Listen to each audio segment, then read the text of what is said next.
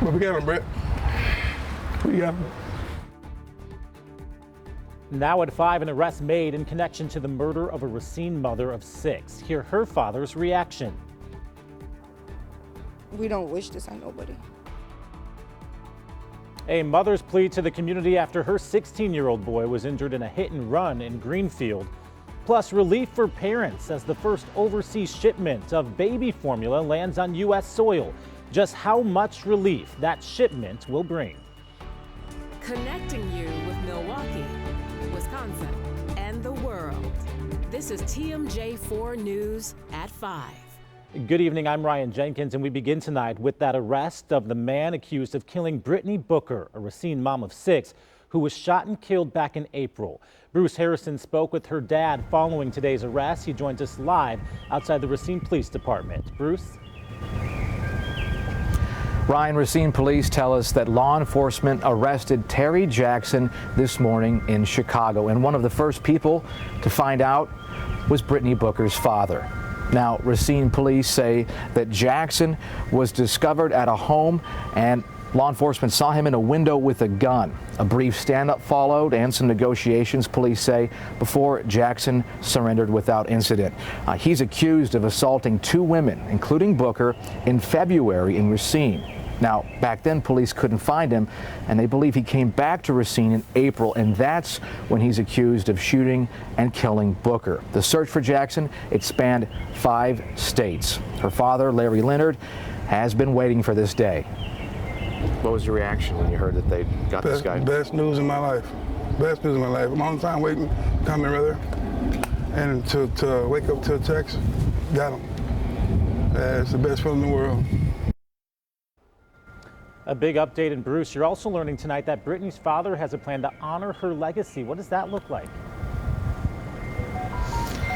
Yeah, Ryan, well, he's got a number of ideas, but just to get things started, he tells us that he plans to hold monthly barbecues at a local park as a way to bring the community together and just honor his daughter's memory. Reporting live in Racine, Bruce Harrison, TMJ4 News. Touching tribute. Bruce, thank you. Milwaukee police are investigating 2 shootings that left 3 people injured last night. That includes 2 teens. The first at around 10 o'clock near 6th in Concordia. A 46-year-old man and 16-year-old boy were shot, both expected to recover. The second shooting, a 13-year-old girl, just after 1 a.m. That's after the city's curfew went into effect. We do want to remind you that the citywide curfew requires young people to be off the streets by 11 on weekends. And turning now to a prayer service underway tonight for 16-year-old Trevor Lee Morrison. Greenfield police say he was seriously injured in a hit and run Saturday night near Loomis and Edgerton. Sarah McGrew spoke to his mom about the long road to recovery ahead. Sarah, good evening. Hey Ryan, yeah, Trevor is a junior here at Greenfield High School, a captain of the varsity soccer team, and just went to prom. Now his mom says he is being treated at Children's Wisconsin and is still unconscious 24 hours after being hit by a car. Juan Lee says her son Trevor was headed out to hang out with friends last night.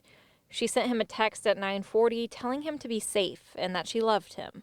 10:20, I got a call by my cousin.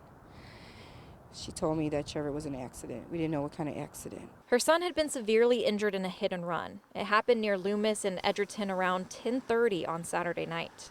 He was just laying there and the car drove off with no care in the world that my son was just laying there. Everybody just don't realize the way we're driving these streets these days, you don't know who's coming from what direction. She says both of his legs are broken, his collarbone is broken, and has internal bleeding. One of Trevor's friends witnessed the hit and run. It was really sad. I just wanted to make sure he was okay. I stayed with him the whole time. So he and other friends and teammates came together for a prayer service to show Trevor's family support. To even show his mom, since she's here, that there is a whole community behind him, and that we all love him and want to make sure that he gets well. Juan hopes other kids and community members use this as a lesson. Kids, be careful. Don't stay out too late. Yeah, it's a game, but you guys gotta be careful in these streets. Drivers, be careful, left to right. Watch your surroundings. We don't wish this on nobody. And police weren't able to share with us if an arrest has been made or any information about any suspects. But Trevor's mom says that he has a long road to recovery, but hopefully he is going to make it back out here on this soccer field with his team eventually. Back to you. Yeah, Sarah McGrew reporting live for us. Sarah, tough reporting there. Thank you. The Friendship Circle of Wisconsin held a suicide prevention safe talk today. It taught people how to recognize and catch signs of suicide. The director of the Friendship Circle of Wisconsin emphasized the importance of this session, especially with the pandemic's influence on mental health struggles. The numbers skyrocketed when COVID hit. This is something that's impacting our lives all around us, all the time, in all circles. Friendship Circle of Wisconsin will host their next event at Bayshore Mall tomorrow at noon.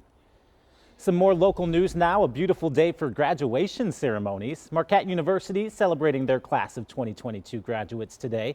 Family and friends gathering at the Summerfest grounds to watch thousands of loved ones walk across the stage and to hear famed attendee Dwayne Wade giving a motivating commencement speech. And if you continue to build on your discoveries and experiences, if you establish your moments of solitude and allow yourself the space for self-awareness, you will arrive at a place where you can grow. Meanwhile, UW-Milwaukee held its ceremony today at the UWM Panther Arena downtown.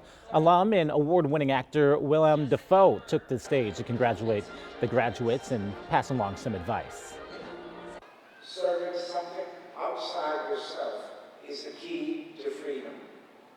I feel myself most creative when I go towards someone else's vision, usually the director, and try to understand, realize, and inhabit it. And Dafoe told students to be objective when looking at their own success.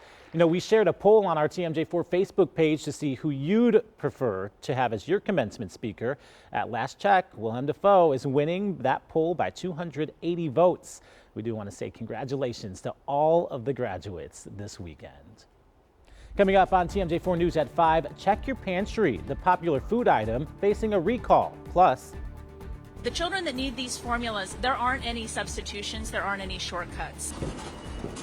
relief could soon be coming to thousands of families searching for baby formula. And we had the sunshine today, just a few clouds out there right now, but that wind, it has been chilly. Temperature 61 degrees, the dew point's very low, meaning we are going to have a chilly night across southeastern Wisconsin. Temperatures this evening, well, they're dropping into the mid-50s by 8 o'clock. How cold does it get by morning? We'll show you coming up. Ahead for us, we're live in Indiana, where that formula shipment to solve the shortage arrived from overseas, where it could be heading next. Plus, tips for staying on budget as you plan a Memorial Day weekend getaway. Those stories and more all ahead on Nightly News. We are back with a consumer alert now. If you have a jar of peanut butter in your pantry, check it out. The FDA is investigating a salmonella outbreak that may be linked to Jif peanut butter. 14 people in 12 states have reported illnesses due to the outbreak. 2 have been hospitalized. To check if your peanut butter is in this affected lot, you can visit the FDA's website.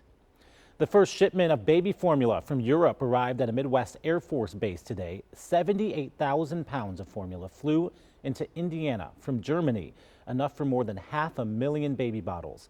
Many are hopeful that this will help aid that shortage we've been talking about. But is it enough? Jen Sullivan looks at the impact this shipment will have.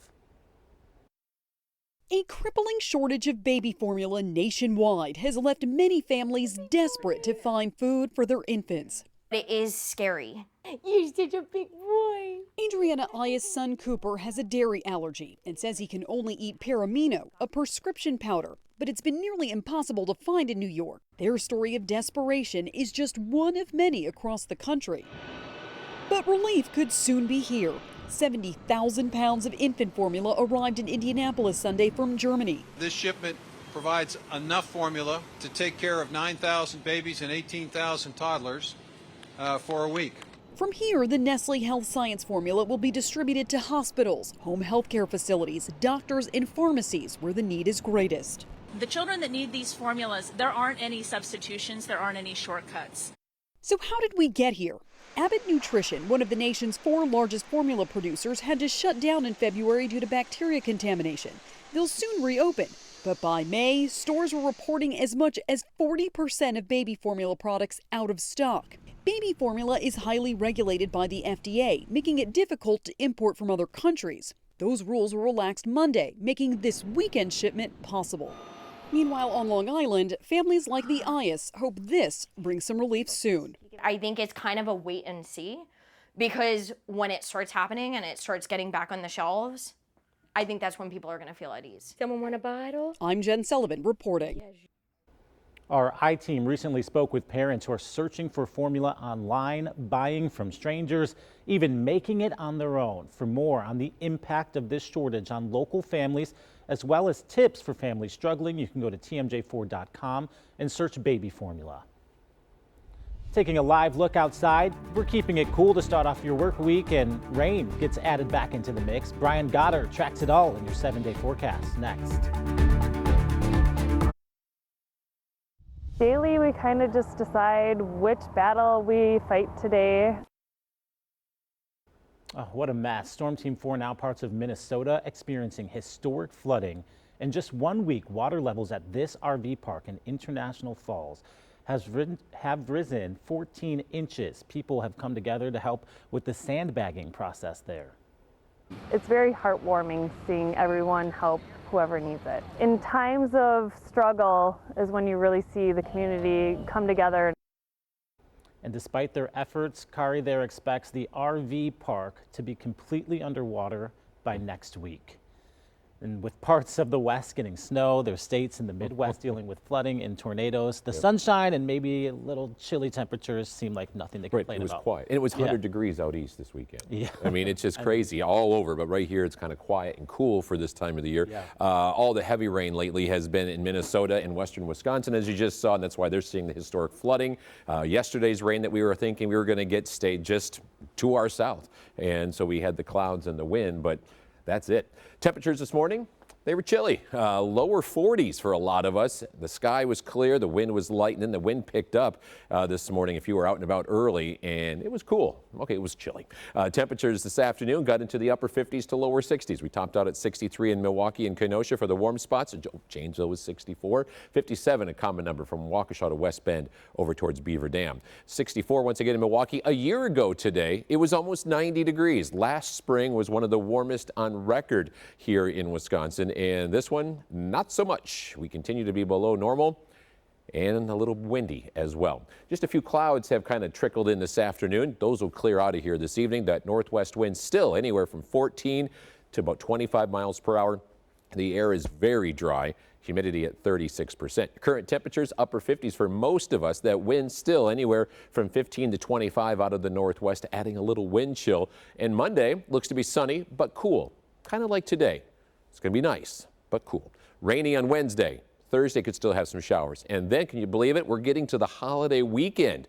Memorial Day is coming up this next weekend, and there is a warm-up just in time for the prolonged time off for most of you. There's the clouds right now, and those will be moving out over the next couple hours as high pressure drifts over us. Light wind tonight, clear sky, and cold. How about mowing the lawn? Good for tomorrow.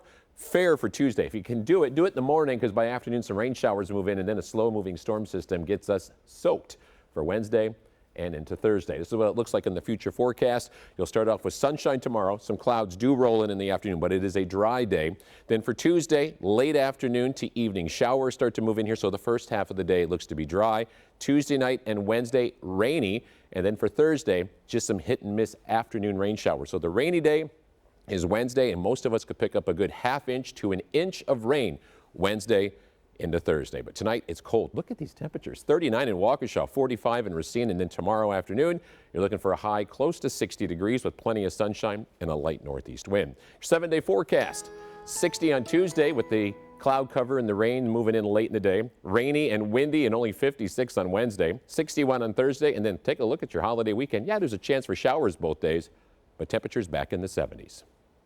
All right, coming up on TMJ4 News at 5, an optimistic outlook. The team we have is so put together, and we can sit there and laugh through stuff. We can go to each other if we need help. Meet the players of an undefeated Milwaukee softball team who are hungry for more. Let's get to San Diego on. The Brewers suffered their 15th loss of the season today. The Nationals won 8-2, taking advantage of tough outings from pitchers Freddie Peralta and Brent Suter, the two giving up 8 earned runs and 11 hits in just 5 innings pitched. The Brewers will be back in action tomorrow night in San Diego. And the Milwaukee High School softball team is on an undefeated roll. Delaney Bry shows us how some pent-up energy from the last 2 years is finally coming out. In case you haven't heard, the Reagan Huskies are once again undefeated city champs. It feels really empowering for me, especially since we have a lot of new players. We lost players who would have played with us our sophomore year. Losing their entire 2020 season to COVID and only allowed to play MPS schools in 2021. We didn't get outside of MPS to play different competition, and this year we have won every non-conference game but one, so it's been really nice to get out there and do that. A full return this season has the Huskies howling for more. The team we have is so put together, and we can sit there and laugh through stuff. We can go to each other if we need help, so practices are really easy. At the top of the list, a playoff win. I definitely hope to win. I think that would be our first playoff win, our first regional win at Reagan in general for softball, and I think just leaving that mark as a senior especially, and for our softball team in general, would just be a great way to go out. It's a goal more than achievable for Reagan softball, a team that's already figured out what sports is all about. I'm really proud of how we've been able to bond and grow together throughout this whole experience, because we all have that same experience of not being able to play. I feel like no matter what happens, we've definitely got better as a team and got really strong, so I'm happy with no matter what the outcome is for next week. Delaney Bry, TMJ4 News. Your estimated jackpot for the Badger 5 lottery is $10,000. And here are last night's winning Powerball numbers: 14, 15, 25, 52, 58, and 11. And here's a look at what's on TV tonight at 7, Weakest Link, followed by Dateline NBC. Then we hope you'll join us back here for TMJ4 News at 10. Brian Goddard has a final check of the forecast for us tonight. And not a bad evening if you're thinking of firing up the grill. Temperatures are in the 50s. By morning, we'll be dropping into the low to mid 40s. Even some inland areas dropping into the 30s, but we'll drop or warm up quickly, and we'll get close to 60 tomorrow afternoon with plenty of sun and a lighter wind. Enjoy tomorrow because the clouds and then the rain come in for Tuesday, Wednesday, and Thursday. All right, chilly, but still a beautiful spring day tomorrow, yes. Brian. Thank you. And thank you for joining us tonight at 5. The NBC Nightly News is next.